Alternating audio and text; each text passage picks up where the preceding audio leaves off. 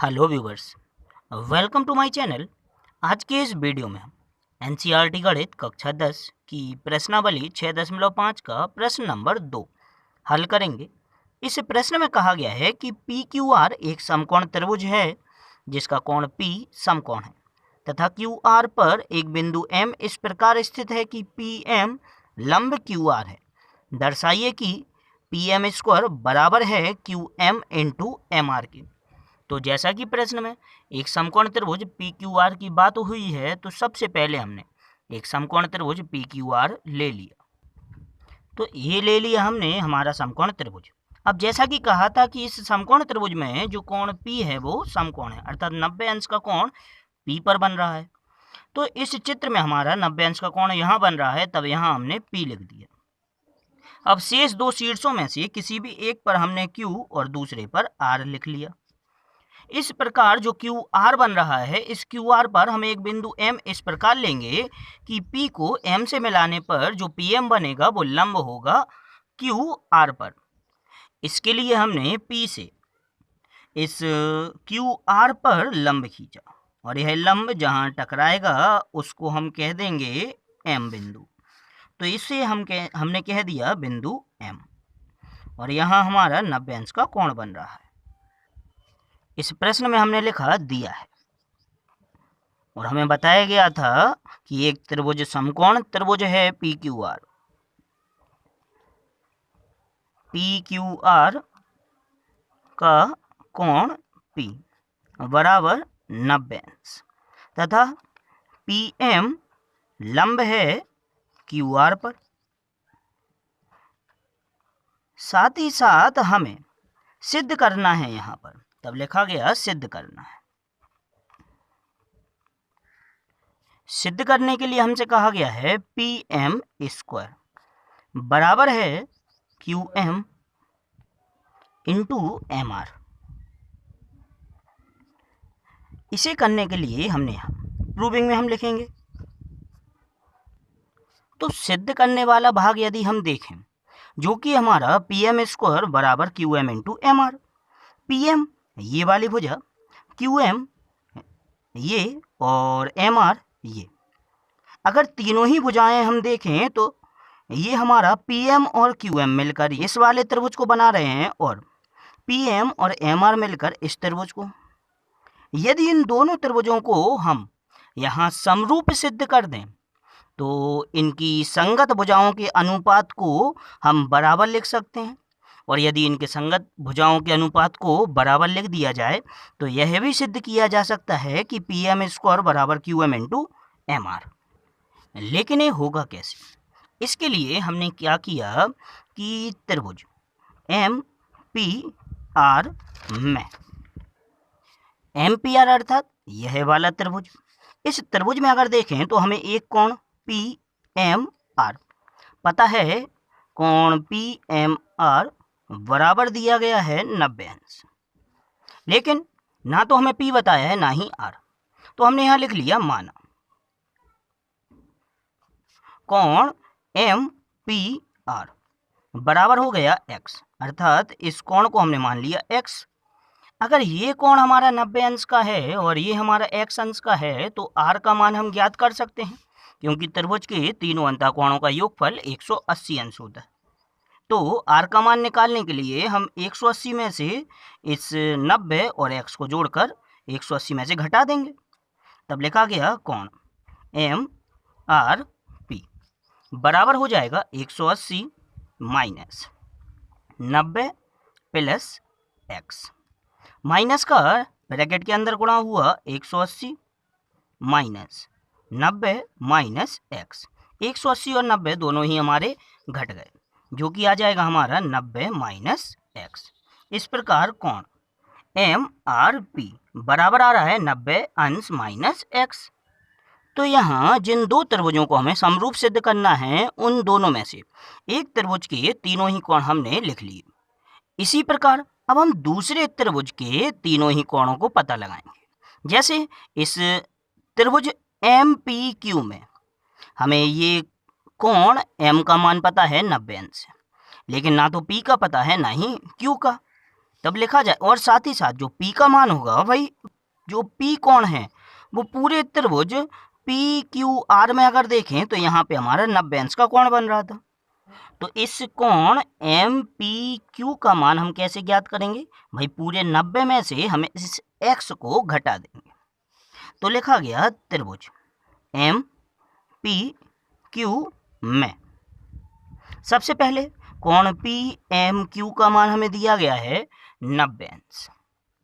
दूसरा कोण MPQ बराबर हो जाएगा 90 अंश माइनस x। अब जो तीसरा कोण हमारा बच गया Q, वो कैसे ज्ञात करेंगे भाई, इन दोनों को जोड़कर हम 180 में से घटा देंगे तो तीसरा कोण हमारा ज्ञात हो जाएगा। तीसरे कोण का नाम लिखा गया कोण MQP बराबर हो जाएगा 180 माइनस, पहला कोण था भाई M का मान है 90 प्लस P का मान है 90 माइनस x। जोड़ते हैं भाई, ब्रैकेट के अंदर 90 90 हमारे दोनों ही जुड़ गए, ये आ जाएगा हमारा 180 माइनस 180 अंश माइनस x। माइनस का ब्रैकेट के अंदर गुणा हुआ बराबर आ जाएगा 180 माइनस 180 प्लस x। यहाँ 180 से 180 कैंसिल हो गया, तब कोण MQP बराबर आ गया x। तब इस त्रिभुज के भी तीनों ही कोण हमने यहाँ ज्ञात कर लिए। अब हम यहाँ इन दोनों त्रिभुजों को, जिनके हमने तीनों कोण ज्ञात कर लिए, इन्हें हम समरूप सिद्ध करेंगे। लेकिन समरूप सिद्ध करने के दौरान यहाँ हमें एक बात ध्यान रखनी है कि जब हम दोनों त्रिभुजों को समरूप सिद्ध करेंगे उस दौरान हम उनके नाम इस प्रकार लिखेंगे कि उनके संगत कोण क्रम से आ जाएं, यानी कि उनके जो बराबर कोण हैं वे संगत कोणों के स्थान पर आ जाएं। जैसे अगर दोनों त्रिभुजों में हम मिलाएं तो जो यहाँ पहले त्रिभुज में, इस वाले त्रिभुज में R का मान है, वही दूसरे त्रिभुज में P का मान है। यहाँ इस त्रिभुज में जो M का मान है वह यहाँ भी M का मान है, और यहाँ जो Q का मान है वह इस त्रिभुज में P का मान है। तो हमें नाम इस प्रकार से लेना है कि इनके बराबर कोण संगत के स्थान पर आ जाए। तो हमने त्रिभुजों के नाम लिए, पहला ले लिया हमने त्रिभुज PMQ व त्रिभुज RMP में।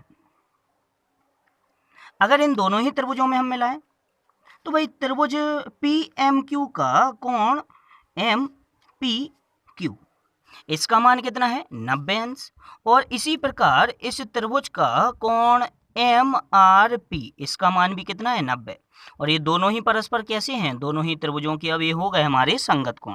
तो हम लिख सकते हैं कि कोण MPQ बराबर कोण MRP, और बराबर कितना है 90 अंश, 90 माइनस x।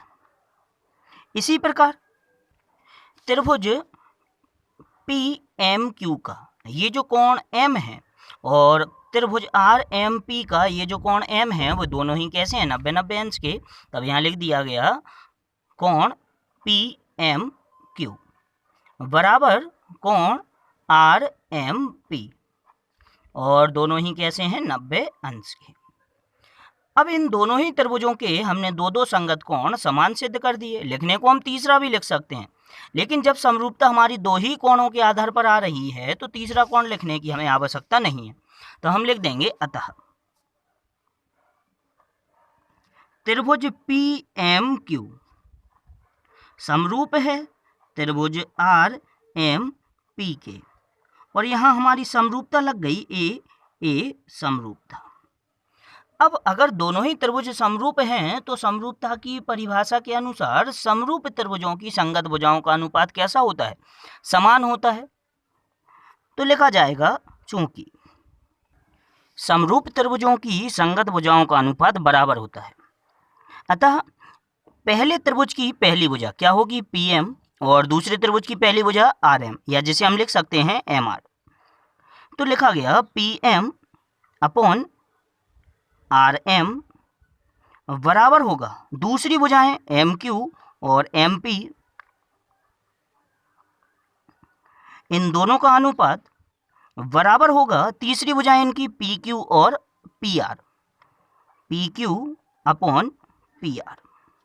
इन तीनों का ही अनुपात कैसा हो गया, बराबर हो गया, जिसे हमने कह दिया समीकरण नंबर 1। लेकिन प्रश्न में हमें सिद्ध करना था कि पी एम स्क्वायर बराबर है Q M into M R के। तो इन तीनों ही अनुपातों में अगर हम देखें तो P M, Q M, M R ये आ रहे हैं हमारे इन दोनों ही अनुपातों के साथ। तो हमने समीकरण 1 से इन्हीं दोनों अनुपातों को अलग से बराबर लिख लिया। तब लिखा गया समीकरण 1 से P M upon M R, M R को हम आर एम को हम एम आर भी लिख सकते हैं क्योंकि सिद्ध करने में हमारा एम आर आ रहा है। तो एम आर बराबर यहाँ एम क्यू को हम क्यू एम लिख सकते हैं क्योंकि इसमें क्यू एम दिया गया है, तो लिख दिया गया Q M upon M P, इसे हमने लिख दिया पी एम, जैसा कि हमारा यहाँ लिखा हुआ रहेगा वही, बस पलट लिया हमने। अब हुआ हमारा यहाँ कैंची गुणा, पी एम का पी एम में गुणा हो जाएगा, ये बन जाएगा हमारा पी एम स्क्वायर, जबकि एम आर का हो जाएगा क्यू एम में गुणा, यही हमारा बन जाएगा Q M into M R. इस प्रकार हमने यहाँ सिद्ध कर दिया कि पी एम स्क्वायर बराबर Q M into M R, जो कि हमसे प्रश्न में सिद्ध करने के लिए कहा गया था।